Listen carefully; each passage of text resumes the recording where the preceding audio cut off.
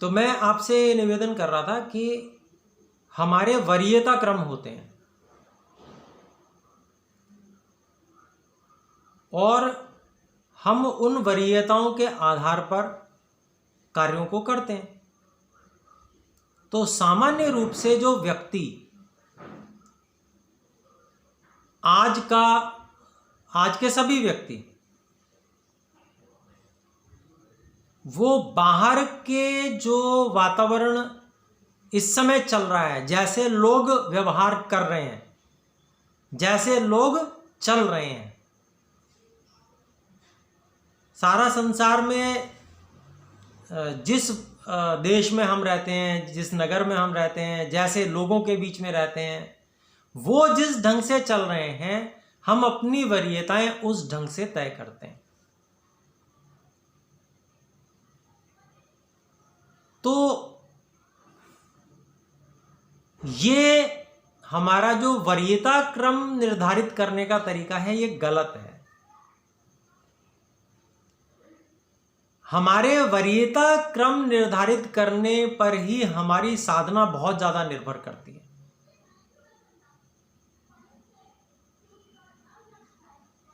कार्य सभी करने होते हैं। हमारा परिवार है, हमारे बच्चे होंगे, पत्नी है तो पति होंगे, पति है तो पत्नी होंगी, समाज के अनेक और भी कार्य हम करते होंगे।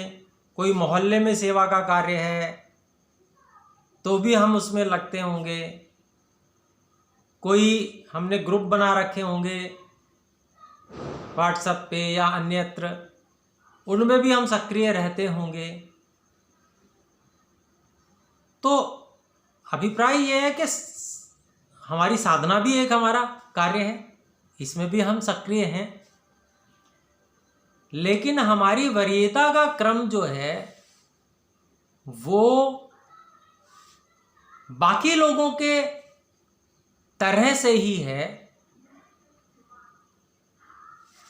जिन लोगों का साधना लक्ष्य नहीं है, जिनके जीवन में साधना का कोई महत्व नहीं है।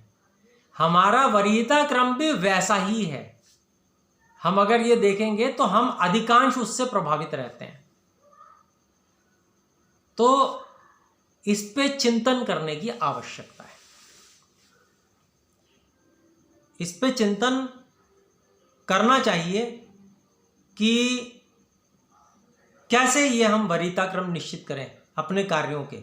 कार्य सब करने हैं, लेकिन वरीयता जब निर्धारित होती है और वो उचित होती है, निर्धारित होना ठीक है, वो हमने निर्धारित कर लिया वरीयता को, पर वो उचित नहीं है, वो क्रम उचित नहीं है, तो प्रधानता उसको नहीं मिल पाएगी जिसको मिलनी चाहिए। ऐसा है या नहीं है? तो इसलिए हमको तथ्यों के आधार पर, वास्तविकताओं के आधार पर वरीयता क्रम का निर्धारण करना आना चाहिए। अगर हम ये निर्धारण कर पाते हैं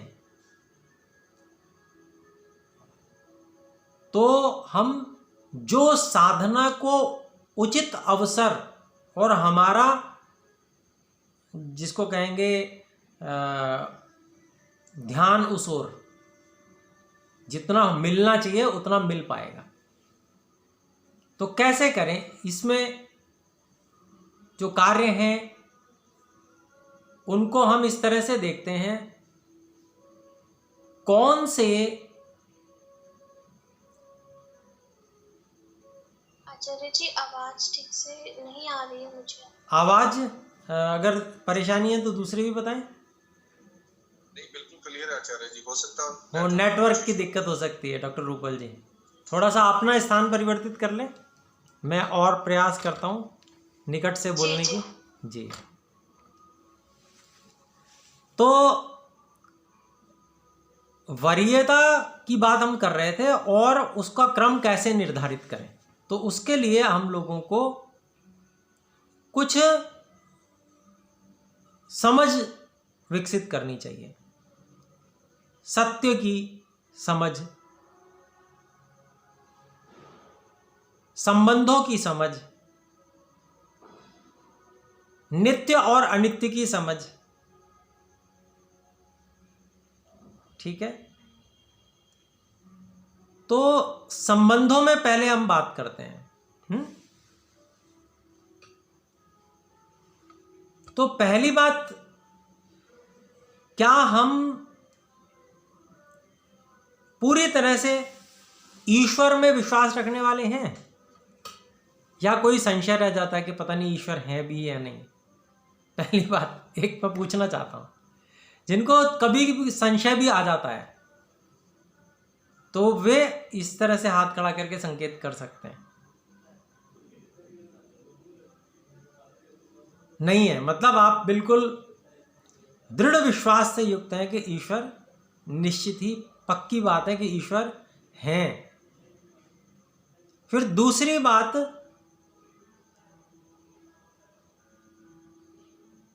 ये कि अब हमको जब ईश्वर हैं तो ईश्वर भी एक ऐसा संबंध है हमारा जैसे अन्य सांसारिक संबंध है। क्या हम उसको कहीं अपने संबंधों में गिनते हैं? जैसे हमको संबंधों का निर्वाह करना होता है या नहीं होता है? हम संसार में हैं तो एक तो चीज है, कोई चीज है, उससे हमें संबंध निर्वाह करने की कोई आवश्यकता नहीं। मानते हैं कि वो है, पर उससे हमें संबंध का निर्वाह करने की कोई आवश्यकता नहीं है, ऐसा भी लगता है अनेक बार। या उस विषय में हमने सोचा ही नहीं कभी, ऐसा भी हो सकता है ना? उसका कितना महत्व है इस विषय पे भी नहीं सोचा। बाकी जो संबंध हमसे सीधे सीधे अपेक्षाएं रखते हैं, जो जितनी अपेक्षा रखता है उसके आधार पर हम ये निर्धारण करते हैं कि हम उसके लिए कुछ कार्य करें। ऐसा होता है या नहीं होता है? दूसरा हमसे कितनी अपेक्षा रखता है, उस आधार पे हम उसके लिए ये निर्धारण करते हैं कि हम इसके लिए कितना कार्य करें। मान लीजिए किसी व्यक्ति ने बार बार आके हमारे पास में 10 बार आग्रह किया कि भाई मेरा कृपया ये कार्य कर दो, है ना? तो फिर हम कि भाई इतना ये कह रहा है तो चलो हम इसको कर दें। ऐसा होता है क्या? नहीं। आग्रह पे भी ज्यादा निर्भर करता है संबंधों का निर्वाह करना, है ना ऐसा? तो ये जो आग्रह करना है या किसी के हमसे अपेक्षा रखना है, इससे भी हमको निरपेक्ष होना पड़ेगा न्याय करने के लिए। भाई देखिए, संबंध है, बराबर है, मेरा बालक है, मान लीजिए मेरा बेटा है, ठीक है, वो बड़ा सीधा साधा सा हो सकता है वो मुझसे बहुत ज्यादा कोई अपेक्षा न रखता हो, ठीक है, ये हो सकता है। दोनों प्रकार के होते हैं संतानें। लेकिन अगर वो अपेक्षा नहीं रखता है तो क्या मैं उसके प्रति अपने उत्तरदायित्वों को बढ़िया ढंग से नहीं निभाऊं? क्या ऐसा होना चाहिए? क्या ये न्याय है? नहीं है ना न्याय। जो चाहिए वो तो चाहिए ही चाहिए, चाहे मुझसे कोई कह रहा है या नहीं कह रहा है, चाहे वो मुझसे आके अपेक्षा कर रहा है या नहीं कर रहा है। मुझे ये नहीं देखना है, मुझे ये देखना है कि मेरा ये भी संबंध है, मेरा ये भी संबंध है, मेरा ये भी संबंध है, मेरे माता पिता भी हैं, ठीक है। अनेक बार माता पिता अपेक्षा नहीं करते, समर्थ भी होते हैं, एक अवस्था तक सामर्थ्य रहता है उनमें, अपेक्षा नहीं करते वो ज़्यादा, ठीक है बेटा, तुम जैसा खुश रहो, ऐसा भी कह देते हैं। होता है ना, ऐसा कई बार होता है। तो भी क्या हमारा कर्तव्य नहीं है उनके प्रति? अगर वो मुझसे अपेक्षा नहीं रख रहे हैं तो भी क्या मैं जो मुझे करना चाहिए, जो मेरे लिए आवश्यक है, मेरा करना मुझे मतलब चाहिए, वो अपेक्षा नहीं कर रहे, तो भी क्या मुझे वो करना चाहिए या नहीं करना चाहिए? क्या न्याय है? करना चाहिए, यही न्याय है ना?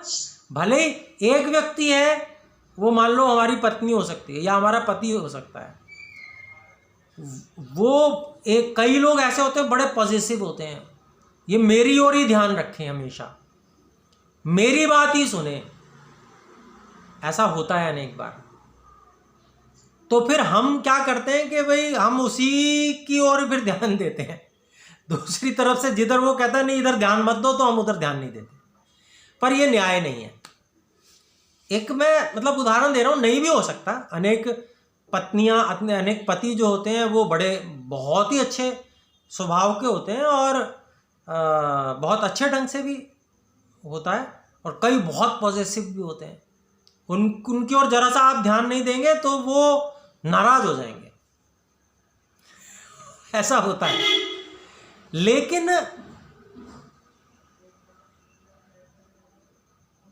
इन सब स्थितियों के बावजूद भी हमको जिनसे जैसा संबंध हमारा है, जो हमारा जिस संबंध के प्रति उत्तरदायित्व है, कर्तव्य है, हमको सबके प्रति वो उत्तरदायित्व और कर्तव्य निभाने चाहिए। ये कोई और जिम्मेदारी तय नहीं कर रहा है, ये हमारी अपनी जिम्मेदारी है, उसको समझना और तय करना।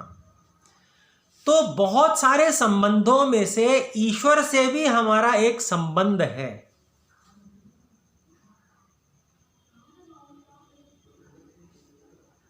ये हमको अपने विचार का विषय बनाना है। अच्छा, किसके प्रति कितना उत्तरदायित्व है, ये कैसे निर्धारित होता है?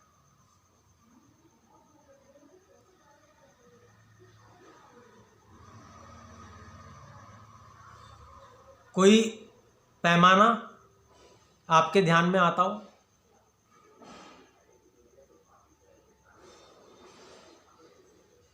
वो तो संबंध के ऊपर डिपेंड करता है। हाँ, ठीक है, आपने सही एक बात बताई, संबंध पे निर्भर करता है। तो वो उसका कुछ ना कुछ पैमाना होता है। जैसे किसी व्यक्ति का हमारे प्रति कोई उत्तरदायित्व नहीं है, फिर भी वो हमारे लिए कुछ ना कुछ कर रहा है, हमारे को कर रहा है, तो उसके प्रति हम काफ़ी धन्यवाद करते हैं उसको, ठीक है। तो हमको ये लगता है कि हमें भी इसके लिए कुछ करना चाहिए। और एक सामान्य परंपरा चली आ रही है, देखिए जैसे माता पिता ने हमारे लिए किया, ऐसे ही हम जब माता पिता बन जाते हैं तो अपनी संतानों के लिए करते हैं, और माता पिता की भी सेवा करते हैं। जैसे उन्होंने हमारी की, सब कुछ वैसा तो हो नहीं सकता, लेकिन यथासंभव जैसा हम कर सकते हैं वैसा करते हैं। तो जो संबंध ऐसा बनता है कि जहां कोई सामान्य रूप से जिम्मेदारी नहीं थी, लेकिन हमें आवश्यकता थी और किसी ने हमारी सहायता की, वो एक विशेष प्रकार का संबंध बनता है। यह संबंध माता पिता से भी है, क्योंकि हम उस समय अयोग्य थे, तो माता पिता यद्यपि ईश्वर ने दिए, ईश्वर ने नियुक्त किया ना माता पिता को, हमारे माता पिता को ईश्वर ने नियुक्त किया और माता पिता को हम नियुक्त कर दिए गए। तो दोनों प्रकार से नियुक्ति परमात्मा ने की, और चाहे उसको हम पिछले जन्मों के कर्म फल के रूप में मान लें, लेकिन वो एक नियुक्ति है और उन्होंने हमारे लिए किया है, इसमें भी कोई दो राय नहीं है, बहुत किया है। तो वहाँ पर हमारा कर्तव्य निर्धारित होता है और हम वहाँ पर भी उनके प्रति हमारा उत्तरदायित्व बनता है।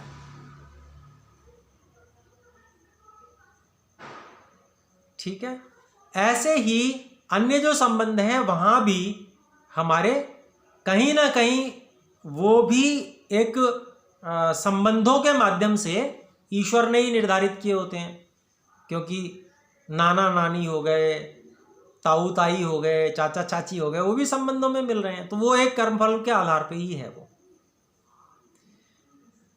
लेकिन हम अगर ईश्वर की ओर देखें तो क्या ईश्वर की कोई मजबूरी है कि वो हमें कर्मफल दें, या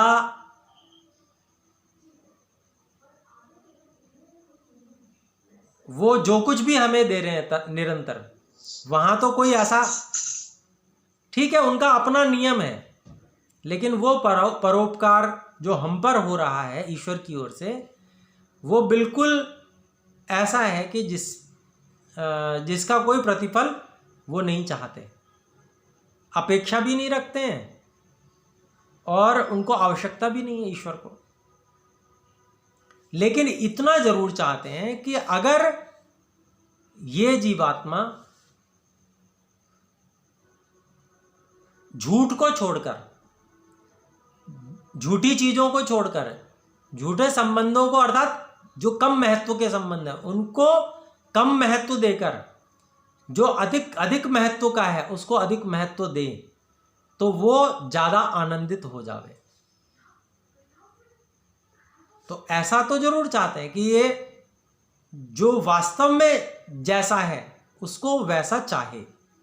तो ये तो ईश्वर का वो है कि वो हमारे हित के लिए है, क्योंकि हम पहचानेंगे पहले कि अच्छा क्या है, ज़्यादा अच्छा क्या है, तो उसकी ओर हम फिर आकर्षित होंगे। पर हम पहचान नहीं पा रहे हैं, तो उसके लिए प्रेरणा ईश्वर हमको अंदर से करते हैं। जब जब अवसर होता है, जब हम अधिक शुद्ध चित्त से विचार करते हैं, तो अभिप्राय क्या है कि हमको ये अपने आप को पढ़ना है, हमको देखना है, अपने जीवन को देखना है कि ये क्या एक ही जीवन है या इससे पहले भी बहुत सारे रहे होंगे।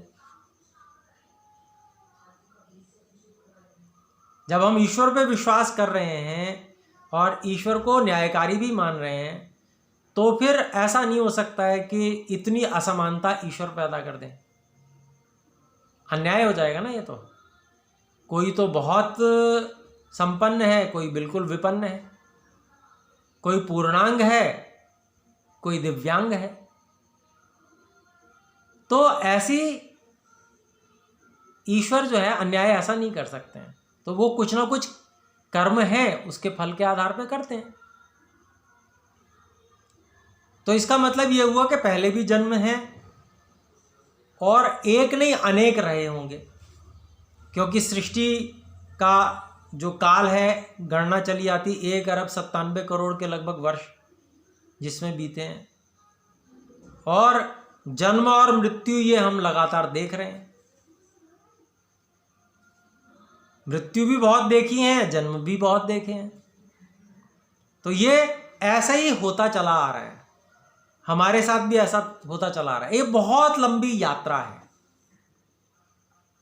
एक बहुत लंबी यात्रा, जिसका कि एक छोटा पड़ाव ये है, ये जीवन। इस में कुछ समय मिला है और कुछ साधन मिले हैं। ये साधन है शरीर आदि, इंद्रियां, और लगभग 80 से 100 साल का समय मिला है।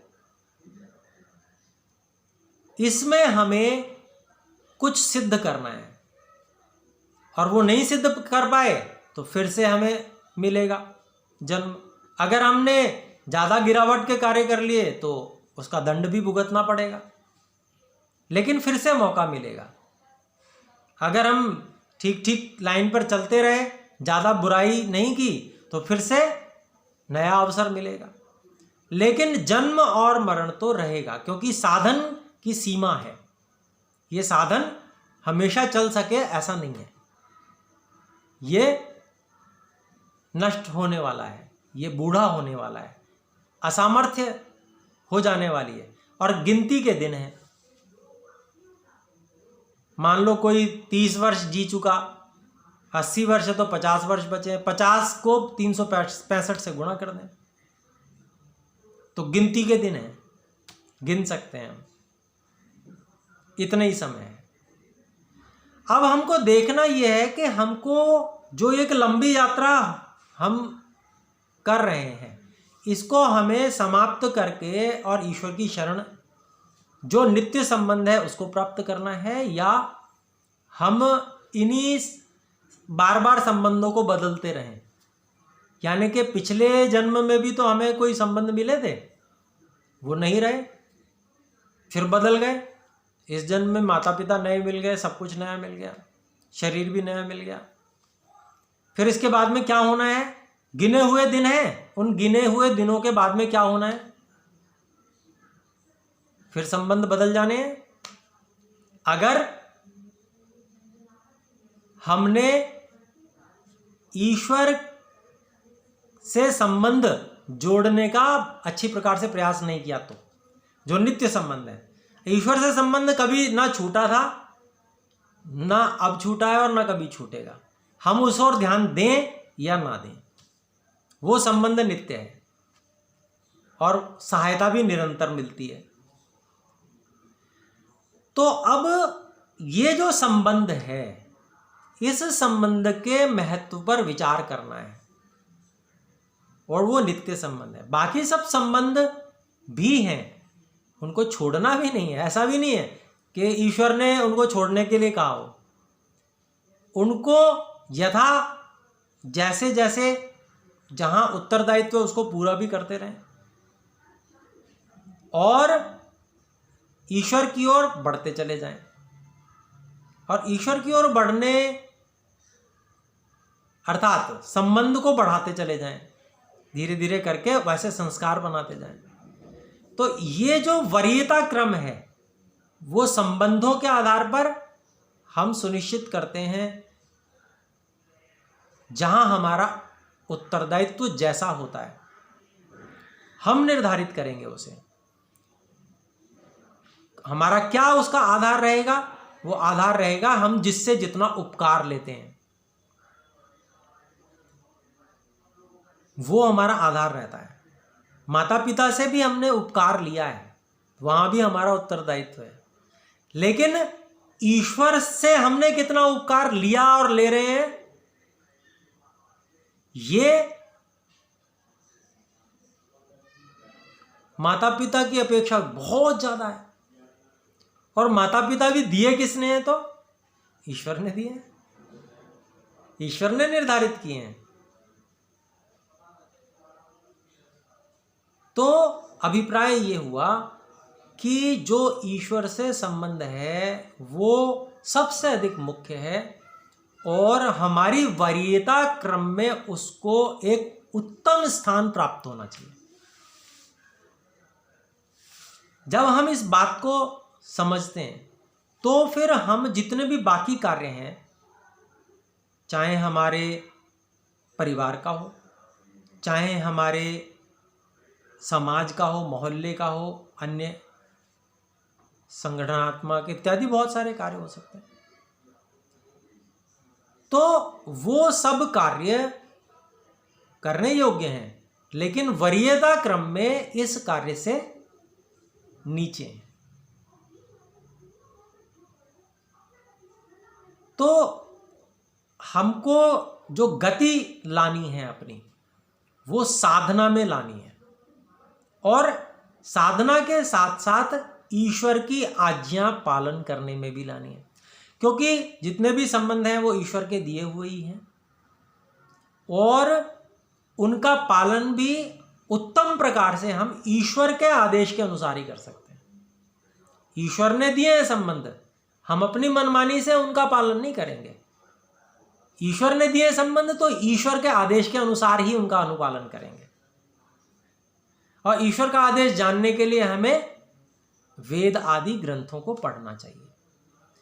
तो ये जो दो कार्य हैं, साधना और वेद आदि ग्रंथों के पठन पाठन में रुचि लेना, ये दो कार्य हमारे जीवन में वरीयता के स्थान को प्राप्त करने चाहिए। मुख्य वरीयताओं में आते हैं ये। अन्य कार्य भी करें, लेकिन हमने इनको कहां दबा के रखा हुआ है सबसे पीछे, कि ठीक है टाइम मिलेगा तो करेंगे ये स्थिति है। तो ये अगर वरीयता में हमारे, इस पर चिंतन करना चाहिए, विचार करना चाहिए। और जब हम बहुत विचार करते हैं किसी भी विषय को, तो वो फिर वरीयता में आने लगता है। और जब वो वरीयता में आने लगेगा तो फिर पता है क्या होता है, जिस चीज की ज्यादा वरीयता होती है, अन्य कार्यों को करते हुए भी वो दिमाग में बना रहता है। अच्छा, ऐसा नहीं है क्या? बताइए। जो कार्य हमें बहुत महत्वपूर्ण लगता है कि ये तो होना ही है, ये चाहिए, तो कैसे, अगर उसके होने का कोई उपाय हमारे पास नहीं है, तो हम चाहे कोई भी कार्य कर रहे हो, दिमाग के एक कोने में वो बना रहता है, ये कैसे होगा, इसका कोई ना कोई समाधान कहीं से निकलना चाहिए। और कार्य करते करते अनेक बार समाधान सूझ जाते हैं, क्योंकि देखिए इस जितनी भी कार्य हैं वो सारे कॉम्बिनेशन है ना, किसी ना किसी चीज के, संबंधों के, व्यक्तियों के, परिस्थितियों के, सबके कॉम्बिनेशन है। और हम जिस समाधान को पाना चाहते हैं वो भी एक कॉम्बिनेशन ही है।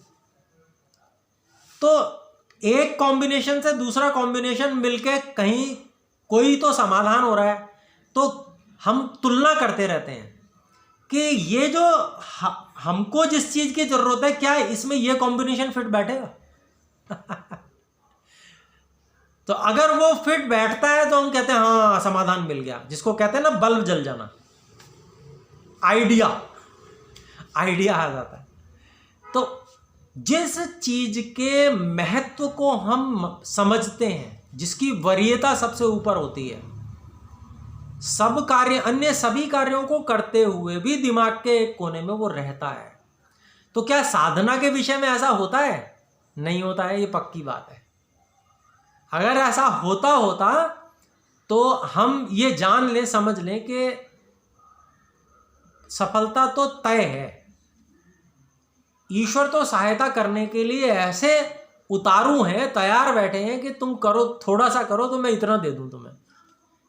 है भी ऐसा, एक बीज बोता है व्यक्ति तो फल कितने मिलते हैं हमें लगता है, लेकिन कोई गिनती नहीं है, हर साल फल आ जाते हैं वृक्ष में एक गुठली बोइए, थोड़ा समय इंतजार करना पड़ेगा, लेकिन जब फल लगने लगेंगे तो फिर उसकी गिनती नहीं कर सकते, इतने फल मिलते हैं। ऐसे ही ईश्वर तो तैयार हैं, हमने उसको वरीयता में ही नहीं रखा हुआ, बस इतना सा अंतर है। तो मेरा आज जो कहने का अभिप्राय ये था, हम अपनी वरीयताओं को तय करें। समाज में जो घटित हो रहा है, परिवार में जो घटित हो रहा है, उसके प्रति हमारा उत्तरदायित्व है, उसको भी हमें करना है, लेकिन वहाँ हमारा प्रयास होना चाहिए और उसको सार्थक प्रयासों को हम वहाँ करें, जिससे कि कोई काम बिगड़े नहीं। लेकिन प्रधानता हमारी वेदों के पठन पाठन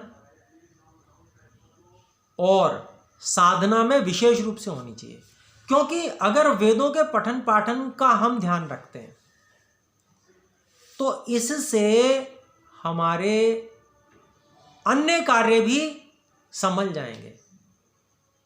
जब हम वेदों के अनुसार आचरण करेंगे, पठन पाठन करेंगे, तो उसके संस्कार हमारे आसपास के जितने लोग हैं उनके ऊपर पड़ेंगे। जब हम वेदों के अनुसार आचरण करेंगे, ऋषियों के अनुसार आचरण करेंगे, तो हमारे आचरण से हर व्यक्ति प्रभावित होगा, निश्चित बात है। एक मान लो कुछ बहुत निकट के व्यक्ति अनेक बार प्रभावित नहीं होते हैं, लेकिन वो भी प्रभावित तब होने लगते हैं जब आसपास के बाकी सब लोग प्रभावित होते हैं। वो कहते हैं भाई कुछ बात तो है, ये बाकी लोगों पे कैसे प्रभाव पड़ रहा है। और ये मैं बता रहा हूँ, घटित होने वाली जो ये घटनाएं हैं, ये होता है। हमारे से बिल्कुल जो बिल्कुल अटैच होगा ना, उस पर तुरंत प्रभाव नहीं पड़ता, प्रभावित नहीं होता, क्योंकि वो बहुत निकट है। लेकिन जब वो ये देखता है कि आसपास का हर व्यक्ति प्रभावित हो रहा है, तो वो भी प्रभावित होना प्रारंभ कर देता है। तो प्रभाव पड़ता है, तरीके अलग अलग होते हैं। तो क्या है कि वातावरण बनता है उससे, हमको किससे कैसा व्यवहार करना है। ये सब बातें जब हम ईश्वर से निकटता करते हैं, तो वो सारे व्यवहार हमारे अत्युत्तम होते चले जाते हैं, नियम के अनुकूल होते चले जाते हैं। और जो चीज बिल्कुल सत्य पर आधारित होती है ना, वो ईश्वर ने ही हमारी ऐसी व्यवस्था बनाई है सब प्राणियों की, कि हम सब सत्य को बहुत अधिक पसंद करते हैं। जो सच्चा होगा ना इंसान, हृदय से उसके लिए आवाज आएगी कि ये व्यक्ति बड़ा अच्छा है,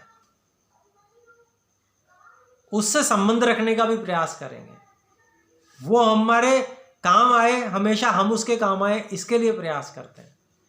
तो मतलब ये है कि ये तो ईश्वर ने हमारा सबका प्राणियों का स्वभाव ही बनाया है, ये स्वभाव है हमारा। तो हम जब उसके अनुकूल कार्य करते हैं, उसको हमने वरीयता दी हुई है, तो हमारे सारे व्यवहार सुधरते चले जाएंगे और हमारा प्रभाव क्षेत्र बढ़ेगा, हमारा ऑरा भी ज्यादा विकसित होगा, हमारे सारे कार्यों पर उसका प्रभाव पड़ेगा। और साधना में ही नहीं, साधना में तो उन्नति होगी ही होगी, और जितने कार्यों को हम चाहते हैं और अभी हम बहुत अच्छे स्तर पे नहीं कर पा रहे हैं, वे सब भी बहुत अच्छे स्तर पे संपन्न होने प्रारंभ होंगे। तो ये प्रेरणा इसीलिए आज मैंने रखी कि साधना में कम सफलता या उसमें आगे न बढ़ पाने का एक बड़ा कारण वरीयताएं हैं, और वरीयताओं का क्रम हम जो सब कुछ देने वाला, अब भी मैं आपको देख पा रहा हूं, मैं बोल पा रहा हूं, मैं विचार कर पा रहा हूं, ये सब ईश्वर की कृपा निरंतर है, इसलिए मैं कर पा रहा हूं। ये ज्ञान विज्ञान है, ऋषियों ने तर्क से बिल्कुल इस चीज को सिद्ध कर दिया है। खूब मंथन करके मैं आपको ये बात बोल रहा हूं, ऐसे नहीं है कि मैंने बोल दी हो, ऐसा नहीं है। इस पर वर्षों तक विचार किया है कि तब जाके इस बात को बिल्कुल सिद्ध करके मान लिया, समझ लिया कि हाँ ये सब हे ईश्वर आप ही की कृपा से है।